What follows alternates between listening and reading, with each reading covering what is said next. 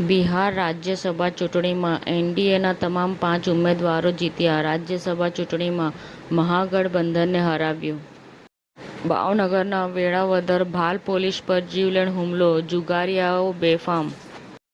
Tharad police સ્ટેશનમાં ભક્તિભાવનો માહોલ, શ્રી સત્યનારાયણ ભગવાનની કથા યોજાઈ. તાલુકા જિલ્લાની સુખાકારી માટે પોલીસ પરિવારની પ્રાર્થના. મોરબીમાં આર્થિક સંકટ, સિરામિક પેપર મિલ અને પોલીપેક ઉદ્યોગો ઠપ.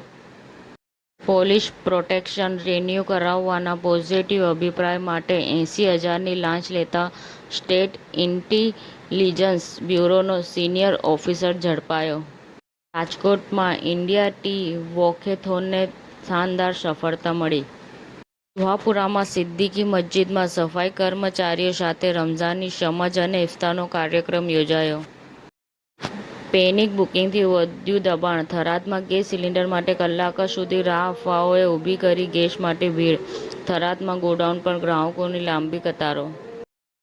ગુજરાતમાં પ્રથમ વખત ઈ-સીએમઓ સિમ્યુલેશન ટ્રેનિંગ સાથે ગુજરાત પેડિક્રીટિકોન 2.0 કોન્ફરન્સ, 250થી વધુ બાળ રોગ નિષ્ણાતોની હાજરી. લોકો લાઇનમાં. હોટલમાં ગેરવપરાશજનક હોટલમાંથી ઘર વપરાશના ગેસ સિલિન્ડર ઝડપાયા. સમાચાર ટુડે ન્યૂઝ ચેનલની ટીમ અને જે સત્ય છે તે જ બતાવશે. આપ જોતા રહો સમાચાર ટુડે ન્યૂઝ ચેનલ. ગુજરાતની ધરતીનું ગુજરાતીઓ માટે જ, એટલે કે સમાચાર ટુડે ન્યૂઝ.